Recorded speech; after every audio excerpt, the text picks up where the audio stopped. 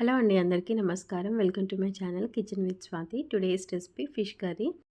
నేను 2 kgs fish అయితే తీసుకున్నాను. ఫిష్ వచ్చేసి బొచ్చ. దానికోసం కావాల్సిన ఇంగ్రీడియంట్స్ ఏంటంటే 3 ఆనియన్స్ పేస్ట్ చేసుకున్నాను, 2 టొమాటోస్ ప్యూరీ చేసుకున్నాను, కొన్ని గ్రీన్ చిల్లీస్, కొన్ని కరివేపాకులు అండ్ అలాగే 2 నిమ్మకాయల సైజ్ అంతా చింతపండు తీసుకొని నానబెట్టుకొని పెట్టుకున్నాను. తర్వాత వచ్చేసి బౌల్ పెట్టేసుకొని ఆయిల్ వేసుకున్నాను. ఆయిల్ అనేది హీట్ అయిన తర్వాతకి ఒక దాల్చిన చెక్క, 3 లవంగాలు వేసుకున్నాను. ఇది కంప్లీట్గా ఆప్షనల్. నెక్స్ట్ వచ్చేసి ఆనియన్ పేస్ట్ వేసుకున్నాను. ఆనియన్ పేస్ట్ కూడా మంచిగా ఫ్రై చేసుకోవాలి. అది ఫ్రై అవుతున్న టైంలోనే 2 టేబుల్ స్పూన్ల అల్లం వెల్లుల్లి పేస్ట్ వేసుకున్నాను.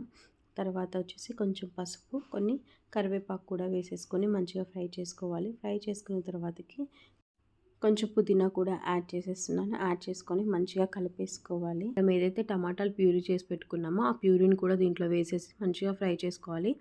మాడిపోకుండా మంచిగా కలుపుకుంటూ ఫ్రై చేసుకుంటే బాగుంటుంది. దాని తర్వాతకి వచ్చేసి గ్రీన్ చిల్లీస్ వేసుకున్నాను. గ్రీన్ చిల్లీస్ని కూడా మంచిగా ఫ్రై చేసుకోవాలి. ఇవన్నీ ఫ్రై అయిపోయిన తర్వాతకి దీంట్లోకి కారం యాడ్ చేసుకోవాలి. కారం మీ స్పైస్కి తగ్గట్టుగా యాడ్ చేసుకోండి. అండ్ ఇక్కడ వచ్చేసి నేను కారం యాడ్ చేసిన క్లిప్ అండ్ అలాగే ఫిష్ యాడ్ చేస్తాను. ఫిష్ యాడ్ చేసిన క్లిప్ కూడా మిస్ అయింది, ప్లీజ్ ఇగ్నోర్ చేయండి.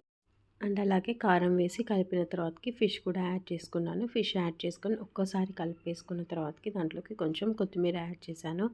దాని తర్వాతకి ఇంకా మళ్ళీ గరిటె పెట్టి కలపకూడదు. గరిటె పెట్టి కలిపినట్లయితే ఫిష్ పీసెస్ అనేవి విడిపోతాయి. అండ్ చింతపండు జ్యూస్ కూడా యాడ్ చేసుకుంటున్నాను. నేను వాటర్ వచ్చేసి చింతపండు జ్యూస్ తోటే యాడ్ చేసేస్తాను. ఇన్ కేస్ మీకు చింతపండు జ్యూస్ వేసిన తర్వాతకి వాటర్ కావాలి, మీకు ఎంత గ్రేవీ కావాలనుకుంటే అన్ని వాటర్ అయితే యాడ్ చేసేసుకోవచ్చు. చింతపండు జ్యూస్ కూడా వేసేసుకొని నేను ఏదైతే వీడియోలో చూపిస్తున్నానో ఆ విధంగానే కలుపుకోవాలి.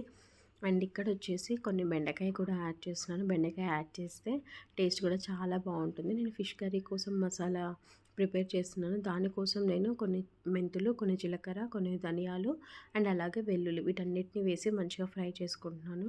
ఫ్రై చేసుకున్న తర్వాతకి గ్రైండ్ చేసేసుకొని ఆ మసాలాని కర్రీలో యాడ్ చేసేసి ఒకసారి పైన గరిటెతో కలపాలి. అంతే. ఒక 5 మినిట్స్ ఉంచిన తర్వాతకి ఆయిల్ అనేది ఇలా పైకి వస్తుంది. కర్రీ అనేది రెడీ అయిపోయింది. ఫిష్ అనేది తొందరగా బాయిల్ అయిపోతుంది.